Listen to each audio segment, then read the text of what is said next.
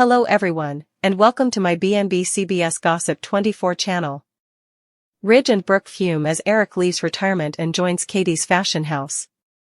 Eric Forrester's out of withdrawal advertisement is in the workshop. Ridge Forrester and Brooke Logan Forrester will cloud over this Logan edition, so then's what BNB suckers can look forward to. Katie Logan Spencer has formerly been busy retaining Deke Sharpe to join her platoon.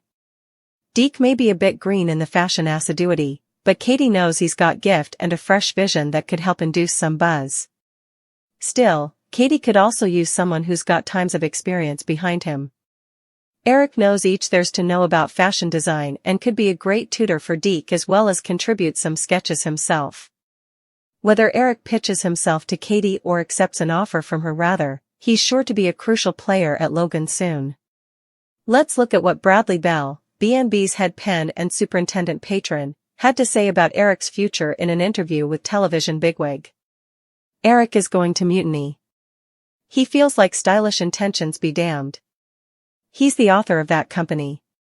He always felt that he'd have a place there until the end, and also to have Ridge wanting to take over. Indeed, though he's been working beside him all these times, it dislocations him, Bell said. It sounds like the longer Eric sits with this withdrawal idea, the more he'll decide he doesn't like it. Eric only agreed to give retiring a trial run anyway, so it wouldn't be too surprising when he doesn't stick to that plan. Eric is going to find a new avenue to channel his passion, which is design, Bell verified. It all lines up for Eric to mutiny against the withdrawal that Ridge and others at Forrester tried to push him into. Eric doesn't want to stop doing what he loves and feels he has so much further to bring to the table. Since Eric will be taking a stage against those who tried to shove him out of the fashion business too beforehand, he may make a big advertisement about his coming out of withdrawal news. Ridge, Brooke, Steffi Forrester Finnegan, Carter Walton and everyone differently at Forrester Creations will be thrown for a circle once Eric joins the competition. The plot girding Eric Forrester's decision to step out of withdrawal and align himself with Katie Logan Spencer's fashion house is poised to enkindle one of the most unpredictable creative and particular conflicts the show has explored in times, and at the center of that storm stand Ridge Forrester and Brooke Logan Forrester, whose stewing resentment over yet another Logan presence in the fashion world threatens to erupt into full-scale fury, because Eric's move isn't simply about returning to design but about reclaiming his identity, his heritage, and his autonomy after being pushed away by the veritably company he innovated, a treason that cuts deeper precisely because it came from his own son, Ridge, who believed he was acting in the stylish interest of Forrester Creations by encouraging Eric to retire, will find himself blindsided and lowered when Eric announces that his so-called trial run at withdrawal is over and that he has chosen not quiet abdication, but bold rebellion, channelizing his lifelong passion for design into a rival fashion house led by Katie Logan Spencer, a decision that symbolically and virtually shifts the balance of power in Los Angeles' elite fashion scene, because Eric isn't just another developer, he is the developer, the primogenitor whose name is synonymous with the assiduity, and his involvement incontinently legitimizes Katie's company in a way that no quantum of marketing ever could, which is why Ridge's frustration will be fueled not only by wounded pride but by genuine professional fear, as he realizes that the competition is no longer academic but particular, embodied by the man whose blessing he has sought his entire life. Brooke Logan Forrester, meanwhile, will struggle with her own complicated blend of fidelity, guilt, and contest, because although she has spent decades championing for Logans and Forresters to attend, the reality of Eric's siding with Katie will feel like a deliberate provocation, especially given Brooke's long history of being indicted, frequently unfairly, of insinuating Forrester Creations and undermining its heritage, and now, with Eric's dereliction, those old allegations gain new life, making Brooke the accessible target for Ridge's wrathfulness indeed if she had no hand in retaining Eric. Yet her incapability to completely condemn Katie's move will only consolidate the rift in her marriage, as Ridge interprets Brooke's equivocal silence as wordless blessing. Katie Logan Spencer herself emerges as a still important catalyst in this saga, having formerly demonstrated her ambition and eye for gift by retaining Deke Sharpe, whose raw creativity and fresh perspective represent the future of fashion. But Katie understands that invention alone isn't enough without guidance, credibility, and institutional knowledge, which is why Eric Forrester, armed with decades of experience, an encyclopedic understanding of couture, and an unappeasable creative fire, makes perfect sense as both tutor and master developer, forming a generational ground between Deke's rugged brilliance and Eric's refined mastery, a cooperation that could review Katie's brand as one that honors tradition while bravely reimagining it, and whether Eric formally pitches himself to Katie or accepts an assignation from her. The result is the same: a seismic shift that sends shockwaves through Forrester Creations, leaving Steffi Forrester Finnegan stunned, Carter Walton scrabbling to assess legal and strategic ramifications, and the entire superintendent platoon forced to defy the uncomfortable verity that pushing Eric into withdrawal wasn't a benevolent act but a misapprehension embedded in ageism and desirousness. This plot earnings indeed lesser narrative weight when viewed through the lens of Bradley Bell's own commentary, as the head pen and superintendent patron has made it clear that Eric's rebellion is driven by a profound sense of injustice, a feeling that his stylish intentions were dismissed and his continuance of donation reduced to vexation, because Eric no way envisaged an endpoint where he'd be politely steered out of the company he erected, and Ridge's appetite to take over, no matter how well-meaning, felt like an erasure of Eric's purpose, a communication that his time had passed, and as Bell emphasized, Eric has always believed he'd design until the very end, making this forced pause not a peaceful withdrawal but an empirical extremity, one that only deepens as Eric sits with the idea and realizes how inharmonious it's with who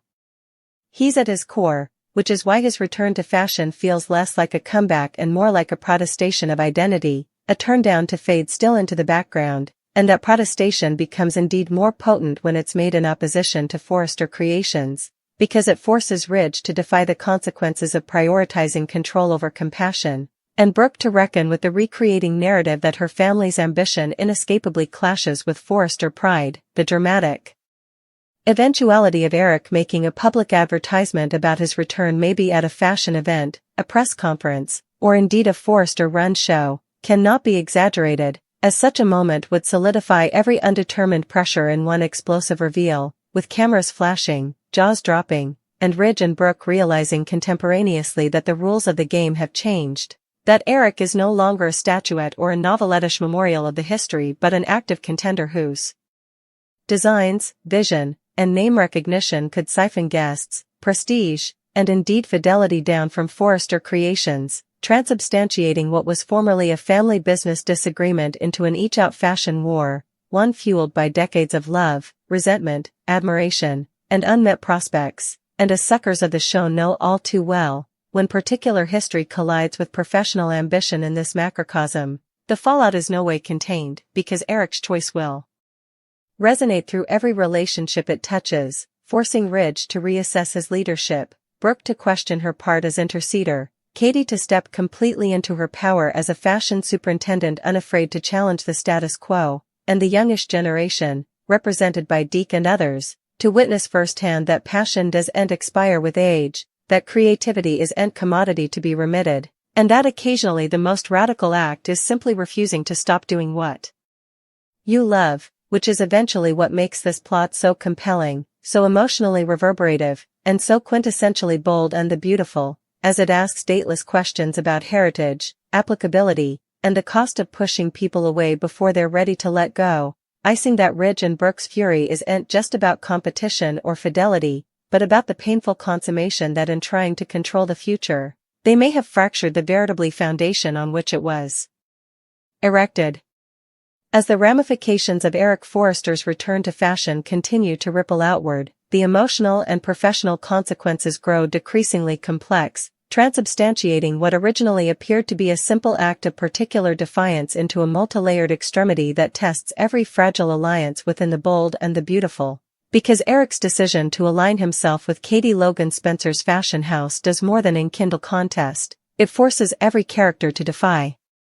deeply buried precariousness about applicability, fidelity, and the true meaning of family, and nowhere is this reckoning more violent than within Ridge Forrester, who now finds himself questioning not only his business judgment but his identity as a son, a leader, and an heir at law to a heritage that suddenly feels far less secure than he formerly believed. Ridge's fury isn't simply about competition or bruised pride, but about the forming consummation that in pushing Eric toward withdrawal, he may have crossed an unnoticeable line between stewardship and treason, a line that formerly crossed cannot be fluently undone, because Eric's move sends a clear communication that he didn't feel reputed, heard, or valued, and that communication echoes sorrowfully in Ridge's mind as he renewals every discussion, every defense he offered himself about doing what was stylish for the company, now wondering whether those arguments were truly about Forrester creations or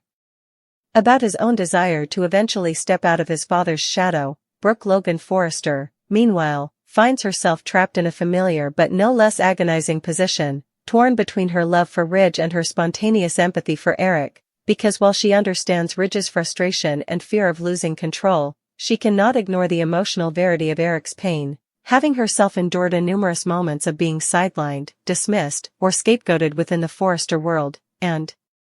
this internal conflict manifests in subtle but telling ways: hesitance in her voice, careful phrasing, moments where her silence speaks louder than words, each one interpreted by Ridge as a treason, buttressing his long-standing fear that Brooke will always, purposely or not, choose her family over his, a fear that resurfaces with renewed intensity now that Katie stands poised to profit from Eric's moxie, making Brooke's attempts at impartiality feel insolvable, because impartiality itself becomes a station in a war defined by absolutes. Katie Logan Spencer, for her part, is acutely apprehensive of the precarious position she occupies, knowing that Eric's involvement elevates her fashion house overnight while contemporaneously painting a target on her back, yet she refuses to shrink from the challenge, embracing the occasion not as an act of malignancy against Forrester creations but as a protestation of her own long-suppressed ambition, because for times Katie has been undervalued, overshadowed by stronger personalities and larger-than-life loves, and now, with Eric by her side, she eventually has the chance to assert herself as a serious force in the assiduity, one who values experience as much as invention, and her dynamic with Eric reflects this collective respect, as she listens hardly to his stories, absorbs his assignments, and encourages him to trust his instincts again, creating a terrain where Eric feels reanimated rather than constrained, a stark discrepancy to the atmosphere he left before, and this discrepancy becomes decreasingly apparent as Eric begins sketching again, his designs invested with a renewed sense of purpose that surprises indeed him, because while he anticipated to feel satisfaction in returning to what he loves, he didn't anticipate the emotional catharsis that comes from choosing himself after decades of concession. The mentorship between Eric and Deke Sharpe deepens this sense of renewal, as Deke's immature enthusiasm and amenability to question established morals challenge Eric in unanticipated ways, pushing him to evolve rather than simply replicate once successes, and this intergenerational collaboration becomes emblematic of the broader theme at play, that true heritage isn't about adhering to power or administering scale, but about participating knowledge, fostering growth, and remaining open to change, an assignment that Ridge, ironically, struggles to learn indeed as he positions himself as the forward-thinking leader of Forrester creations. Back at the Forrester services, the mood grows decreasingly tense as news of Eric's progress pollutants in, sparking rumored exchanges and strategic debates among directors who must now grapple with the uncomfortable optics of contending against their author, a script that complicates branding, investor confidence, and internal morale, because no matter how they frame it, Eric's presence on the opposing side raises questions about authenticity and authority. If the man who erected the conglomerate no longer believes in its direction, what does that say about its leadership? And these questions weigh heavily on Steffi Forrester Finnegan, who, despite her fierce fidelity to Ridge, cannot completely dismiss the possibility that Eric was wronged, egging her to reassess her own part in pushing for change, and though she outwardly maintains confidence, her private moments reveal mistrustfulness and frustration, as she struggles to attune her admiration for her forefather with her commitment to the company's future, a conflict imaged in Carter Walton's realistic enterprises about contracts, intellectual property, and competitive strategy, as he attempts to navigate the legal minefield of Eric's departure without aggravating formerly fragile connections. The brewing prospect of Eric making a public advertisement about his return to design amplifies these pressures to a breaking point, because such an advertisement would not only validate rumors but force all parties to take definitive stations, and the expectation of that moment hangs over the narrative like a storm pall, with Ridge oscillating between wrathfulness and remorse, Brooke scuffling with guilt and guard, Katie preparing herself for counter-reaction, and Eric still centering himself, determined to speak his verity anyhow of the fallout, because for him, this moment represents further than a career move, it is a recovery of voice, a turndown to be defined by others' prospects, and when the advertisement eventually comes, whether delivered with quiet quality or dramatic faculty, its impact will be inarguable, shaping the emotional stakes and reshaping alliances in ways that cannot be fluently reversed. The fate of Eric's protestation is where the story's true power unfolds, as characters are forced to defy the consequences of their choices, and Ridge, faced with the reality of his father's resoluteness, must decide whether to double down on resentment or begin the painful process of conciliation, a choice that will test his capacity for modesty and growth, while Brooke must determine whether she can continue straddling two worlds without losing herself in the process, and Katie must navigate the binary pressures of success and scrutiny, proving that her fashion house isn't simply a vessel for Eric's rebellion but a licit enterprise erected on collaboration and vision. Eventually, this plot resonates because it gates into universal fears about aging, applicability, and the desire to count, reminding observers that passion doesn't dwindle with time and that being pushed away can wound more deeply than outright rejection. And as Eric Forrester steps confidently into this new chapter, he embodies the courage it takes to start over without reason, challenging those around him to review what heritage truly means, icing that Ridge and Brooke's fury isn't the end of the story but the catalyst for metamorphosis, growth, and maybe, in time, a reckoning that brings clarity where there was formerly only control, making this durability not just an extension of conflict but a profound disquisition of identity, pride, and the enduring power of creative purpose. The fallout from Eric Forrester's decisive return to fashion only intensifies as the original shock settles into commodity far more dangerous and continuing, because what began as an emotional rebellion snappily evolves into a sustained power struggle that reshapes the particular and professional geography of the bold and the beautiful, forcing every character to operate in a reality where old scales no longer apply and long-standing hypotheticals about fidelity, authority, and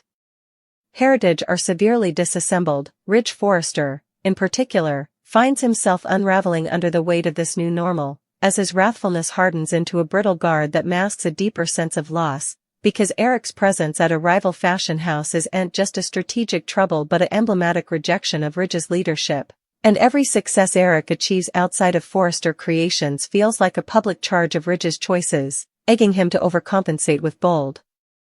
aggressive opinions meant to assert dominance, opinions that ripple through the company with mixed results, amping some while alienating others, as Ridge pushes contrivers harder, demands briskly reversals, and insists on invention at a pace that borders on reckless, all in trouble to prove maybe further to himself than anyone differently, that Forrester Creations doesn't need Eric to thrive. Indeed, as the veritably intensity of this trouble betrays how deeply Eric's absence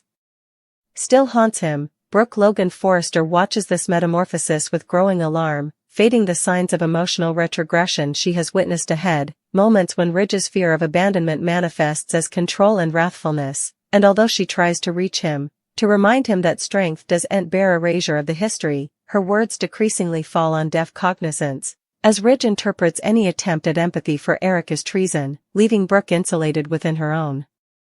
marriage,